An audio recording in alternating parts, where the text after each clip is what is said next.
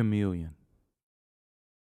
Therefore shall a man leave his father and mother, and shall cleave unto his wife, and they shall be one flesh. Genesis 2:24, King James Version. Lisa and I were inseparable. Most nights we'd stay up late listening to music and figuring out the world's problems. The more I spent time with her, the more I realized how bright she was. She had spent 3 years at Belmont University before becoming a country music artist. She had great drive and tenacity. I began to notice in our conversations that I would continually get lost in her eyes and held on to every word she said. I was falling in love. Lisa had recognized me that day in the Trace restaurant because almost a year earlier I had seen her somewhere else. Greg McDowell and I were on a motorcycle ride one day, and while barreling down the highway, he yelled over to me, "Want to go to a party?" I yelled back, "Sure."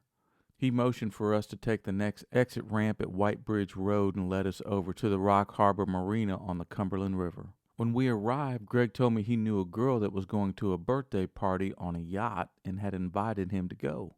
I listened while I followed him down to the docks, and we looked for the party.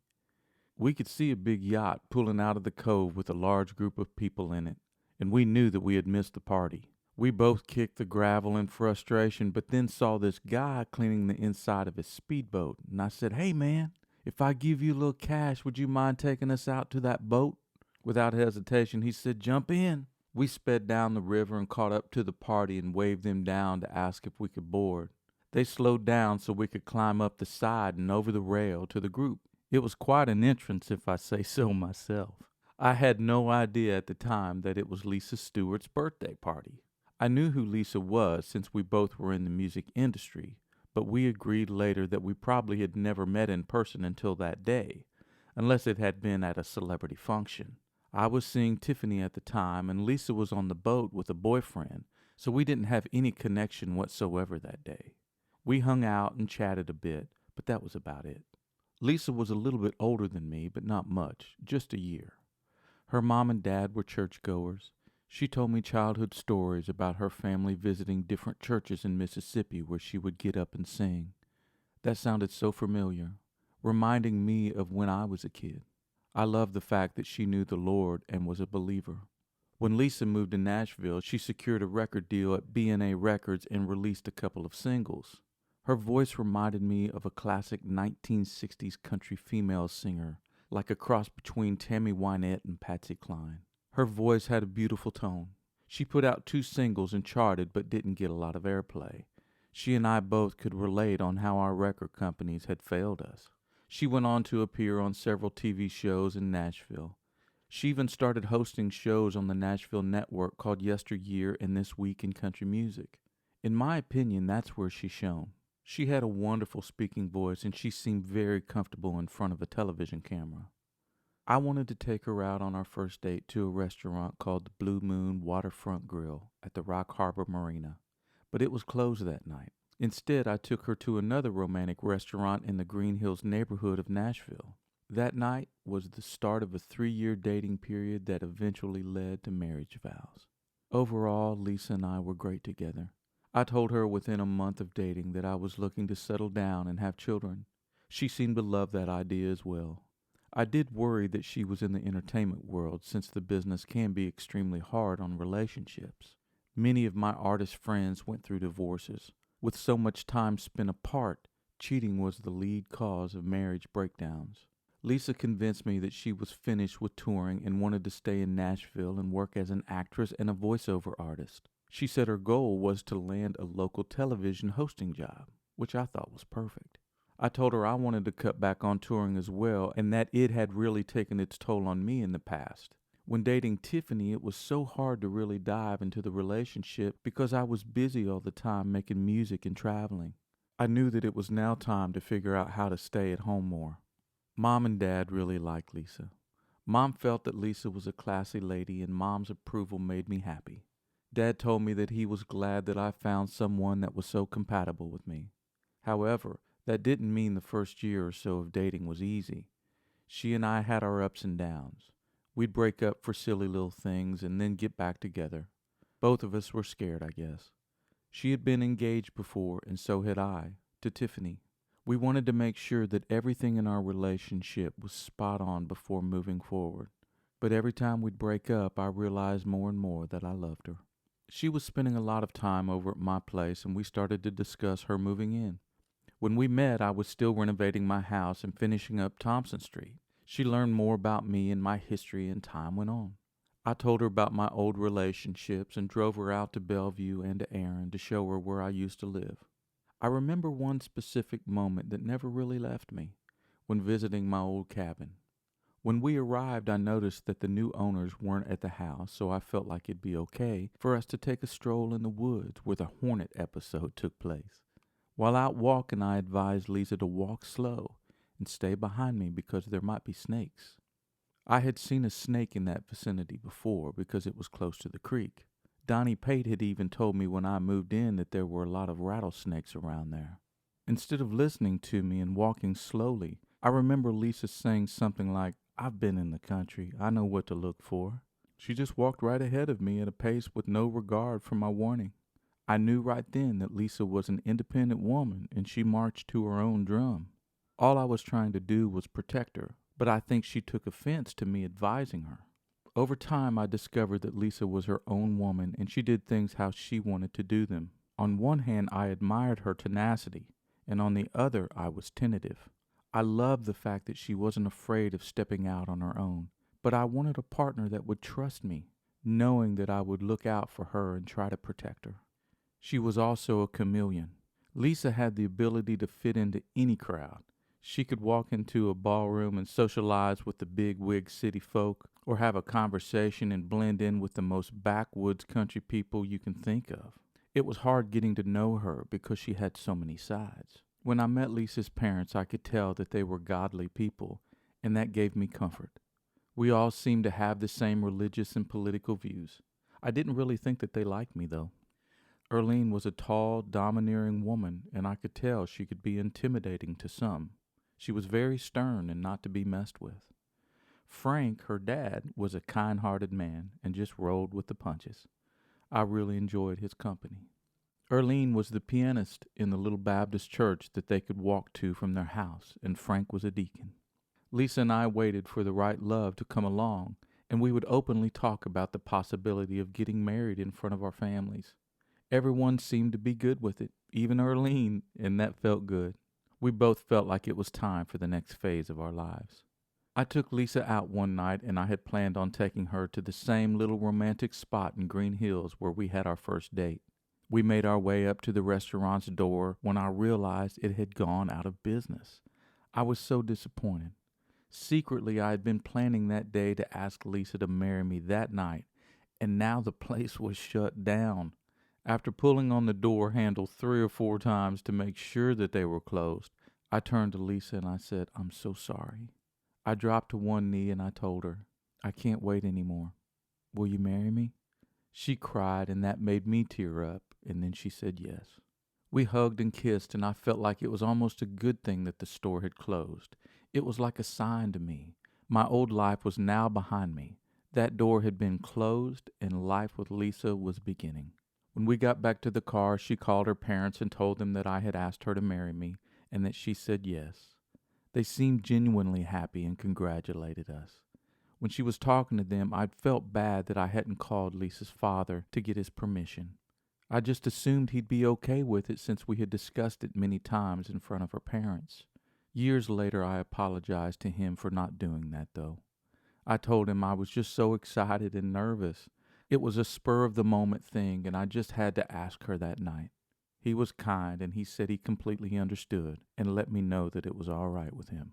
Lisa and I had been looking feverishly to find a new place to live. We finally settled on a place in Cool Springs, close to Franklin, which is about 20 miles south of Nashville. It was a big house in a brand new subdivision and seemed like a perfect place to start a family. I never really did much with my real estate license. I did, however, use it to sell my house on Cedar Lane and buy the new house in Franklin. I made the commission on my fixer-upper in Hillsboro Village and also got the commission on the new house. So in the end, I saved about $20,000. That was worth 2 weeks of sitting in a classroom and paying $1,500 for the $20,000 discount. When planning for the wedding, Lisa and I decided that we'd just invite our friends and family to Franklin and have the ceremony in the living room by the fireplace. We hired a wedding planner and asked our friend Dan Grimes to film it. He set up a monstrous camera jib by the stairs. It looked like a Hollywood film crew was there. My brother Greg was ordained in Ohio as a minister, just so he could marry us in front of approximately 50 loved ones. It was a wonderful and simple ceremony. Lisa looked beautiful. A funny thing happened that evening. You see, Lisa's last name is Stewart, which means she's of Scottish descent. She thought it would be cool to have a guy playing the bagpipe while she walked down the staircase with Frank. We wanted it to be a surprise for everyone. It was certainly a surprise for my dad. When that guy blew that first big long note, Dad thought the fire alarm went off. There were candles lit all around the house, and Dad thought something was on fire. Luckily, he didn't react too abruptly. He realized pretty quickly what was going on and stayed next to me at the front of the room. We had our reception in a big tent beside our house. We cut the cake and danced. We spent the night at a local hotel and flew out the next morning to spend our honeymoon in Las Vegas at the Bellagio. Lisa and I spent the next several years enjoying spending time with one another and loving married life in our new home. I had waited for 30 years, and I felt like God had filled my heart with love. I took the words to have and to hold from this day forward, for better, for worse, for richer, for poor, in sickness and in health, to love and to cherish till death do us part, very seriously. I felt it was the most important vow that I would take to Lisa and God during my lifetime. I felt completely secure that I would and would abide by those words, and I did. The divine marriage. Marriage is a blessing from God. So God created man in his own image. In the image of God created he him. Male and female created he them. And God blessed them. And God said unto them, Be fruitful and multiply, and replenish the earth and subdue it, and have dominion over the fish of the sea, and over the fowl of the air, and over every living thing that moveth upon the earth. Genesis 1:27 and 28, King James Version. With great power comes great responsibility.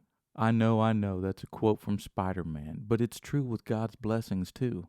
The biblical version is, For unto whomsoever much is given, of him shall be much required. Luke 12:48, King James Version. We have the responsibility as Christians to do our research about making an oath to God and to our soon-to-be marriage partner. Too often couples rush into marriage without praying and seeking God's guidance first. If I had to do it all over again, I would have sought out a premarital counselor for Lisa and I to consult with, or would have gone to a marriage seminar or retreat. I would have done everything possible to make sure I was prepared for the complexities and intricacies of wedlock.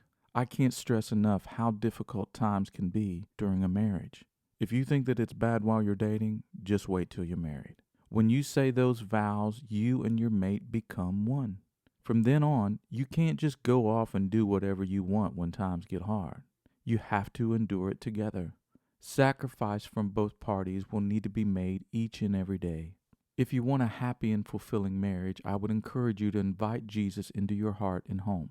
Pray for thoughtfulness, kindness, forgiveness, patience, and selfishness on a daily basis. Let Him and the Word govern your decisions and conversations. Don't just go on your instincts. They can lead you down a road that could be a dead end. We as humans are not capable of seeing our relationships from a bird's eye view like God can. He can help us from perilous situations. Loyalty has got to be at the forefront of your union. Temptation is around every corner, especially when the newness of love wears off. The devil will do everything he can do to undo what God brought together. Know he is at work and don't fall for his lies. Remember that love is not just a word, it's an action and choice.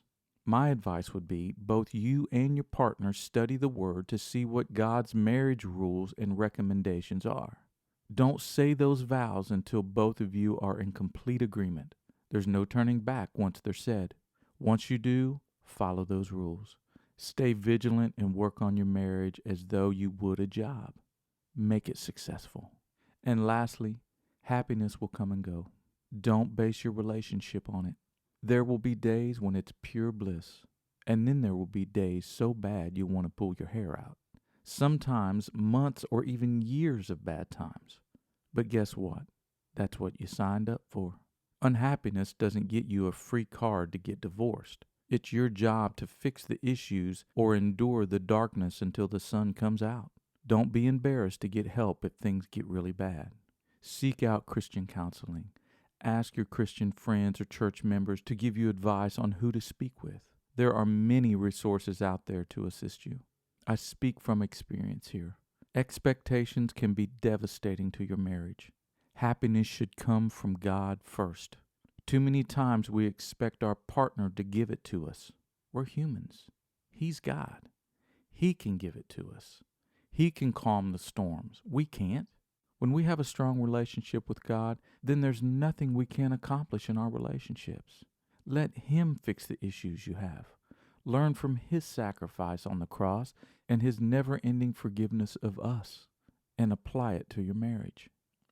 Wives, submit yourself to your own husbands as you do the Lord. For the husband is the head of the wife, as Christ is the head of the church, His body, of which He is the Savior. Now as the church submits to Christ, so also wives should submit their husbands in everything.